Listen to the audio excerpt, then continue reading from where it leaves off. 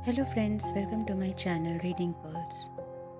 आज की ये कहानी सच्ची है। ये इंग्लैंड एसेक्स में एक फार्म हाउस के अंदर हुई। एक बड़ी फैमिली एक रात सोने गई और अगली सुबह पूरा घर लाशों से भरा मिला। पहले पुलिस को लगा ये सुसाइड था, पर असली सच बाद में बाहर आया। ये मर्डर पैसे के लिए किया गया था। आज मैं जो कहानी बताने जा रही हूँ, ये किसी फिल्म का सीन नहीं, ये असली घटना है। ये इंग्लैंड में एसेक्स नाम की जगह की बात है, 1980s के टाइम की। एक बड़ा फार्म हाउस था जिसे लोग बिग वाइट हाउस कहते थे, क्योंकि वो दूर से चमकता हुआ सफ़ेद दिखता था। इस घर में एक पूरी फैमिली रहती थी। एक माँ, एक पिता, एक बेटा, घर की बेटी और उस बेटी के 2 बच्चे। फैमिली काफ़ी रिच थी। ज़मीन जायदाद, पशु, जानवर, घर में किसी चीज़ की कमी नहीं थी। बाहर से देखने पर सब नॉर्मल था, पर अंदर क्या चल रहा था ये किसी को नहीं पता था। एक रात सभी लोग नॉर्मल रूटीन की तरह डिनर करके अपने अपने कमरों में सो गए, लेकिन उसी रात घर का बेटा सीक्रेटली घर के अंदर आता है। उसे बचपन से पता था घर में कौन सा कॉर्नर आवाज़ करता है, कौन सा दरवाज़ा धीरे खुलता है और किस साइड से एंट्री करने पर कम आवाज़ होती है। उसके पास घर का लीगल गन थी, जिसे उसने पहले से साफ किया हुआ था और उस पर साइलेंसर लगा दिया था ताकि गोली की आवाज़ बाहर तक न जाए। उसने प्लान के हिसाब से एक कमरे से दूसरा कमरा और दूसरे से तीसरा कमरा इस तरह राउंड लिया और सब फैमिली मेंबर्स को सोते हुए ही पॉइंट ब्लैंक शॉट किया। मतलब कोई उठकर फाइट भी न कर सके। कुछ बॉडीज़ बेड पर ही मिली, कुछ बॉडी टर्न की हुई थी, लेकिन सब एविडेंस यही बताते थे कि अटैक के टाइम वो लोग सो रहे थे।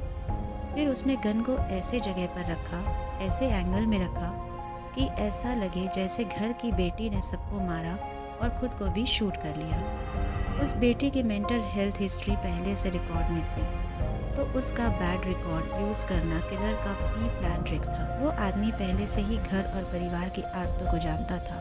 कब कौन सोता है, किस कमरे की लाइट कब बंद होती है, किस रास्ते से कम आवाज़ आती है, किसी भी तरह का शोर न हो, इसके लिए उसने सावधानी बरती थी। रात की ऐसी घड़ी चुनी जहाँ पूरे घर में सन्नाटा और पड़ोसियों को नींद आ गई हो। वो धीरे धीरे कमरे में गया, दरवाजे खोलकर चुपके से, और जहाँ लोग सो रहे थे वहाँ खड़ा होकर गोली चलाई। बहुत से शॉट सिर या करीबी दूरी से मारे गए। इसका मतलब था कि पीड़ितों को संभलने का मौका ही नहीं मिला। फॉरेंसिक रिपोर्ट से यह पता चला कि यह कोई अचानक हुई हिंसा नहीं थी, बल्कि सोच समझकर ठंडे दिमाग से किया गया हत्याक्रम था। उसने फिर सीन को इस तरह सजाया कि शुरुआती जांच में वही दिखाई दे जैसे बेटी ने ऐसा किया।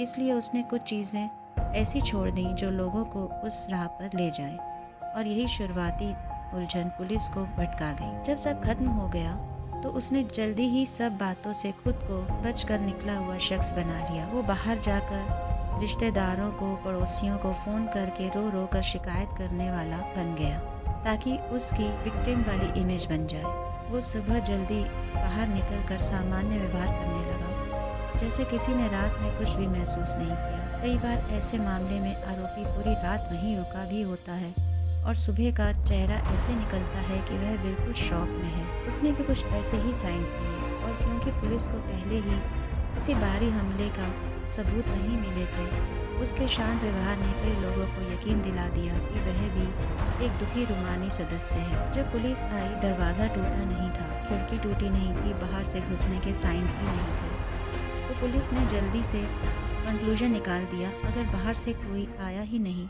तो ये सुसाइड या फैमिली किलिंग है। और क्योंकि बेटी की मेडिकल फाइल थी, पुलिस ने उस पर ब्लेम डाला और केस बंद करने की दिशा में बढ़ने लगी। लेकिन फैमिली रिलेटिव्स को बात गलत लगी। वो बेटा जो खुद को विक्टिम दिखा रहा था, वो फैमिली की मौत पर बिल्कुल भी भावुक नहीं था। लोग बोले, इतना शांत कैसे हो सकता है कोई। उसकी यह ठंडी मुद्रा रिलेटिव्स को शक दिला गई और उन्होंने पुलिस से बोलकर केस दोबारा खुलवाया। जब केस फिर से खुला और गहराई से जांच हुई तो बहुत सी छोटी छोटी चीज़ें सामने आई। गन पर फिंगरप्रिंट्स और हैंडिंग पैटर्न बेटी से मैच नहीं करते थे। गोली चलाने का एंगल बताता था कि शूटर खड़ा हुआ था और विक्टिम सो रहे थे। साइलेंसर और कुछ चीज़ों पर क्लीनिंग के निशान थे, मतलब कोई ट्रेस मिटाने की कोशिश हुई। कुछ ज़रूरी सामान ऐसे पाए गए जिनसे ये साफ हुआ कि मामला सुसाइड नहीं था बल्कि प्लान मर्डर था। ये सब साइंटिफिक और लॉजिकल प्रूफ्स ने शुरुआती धारणा को पलट दिया। ये कोई इमोशनल फाइट नहीं थी, ना जेलसी ना रिवेंज। यह मर्डर सिर्फ और सिर्फ पैसों और इनहेरिटेंस के लालच के लिए किया गया था। उसको बैंक की रकम जायदाद, उसने सोचा कि अगर पूरा परिवार ही खत्म हो जाए तो सारी चीज़ें सीधे उसके पास आ जाएंगी। यहाँ तक कि उसने बेटी की पुरानी बीमारी का फ़ायदा उठाकर शुरुआती शक उसी पर डालने की कोशिश की ताकि कानून पहले ही गलत दिशा में जाए। केस लंबे समय तक चला। मीडिया और बीबीसी ने इसे बार बार उठाया। आखिरकार एविडेंस और विटनेस के आधार पर अदालत ने फैसला सुनाया। आरोपी को लाइफ इम्प्रिजनमेंट विदाउट पेरोल दिया गया, मतलब पूरा जीवन जेल, कोई रिलीज नहीं। आज भी वह आदमी जेल में है। उम्र बढ़ चुकी है, हेल्थ कमज़ोर हो चुकी है, पर कोर्ट ने उसे कभी बाहर आने की अनुमति नहीं दी। उसने जो विरासत पानी चाहिए थी वह उसे नहीं मिल पाई।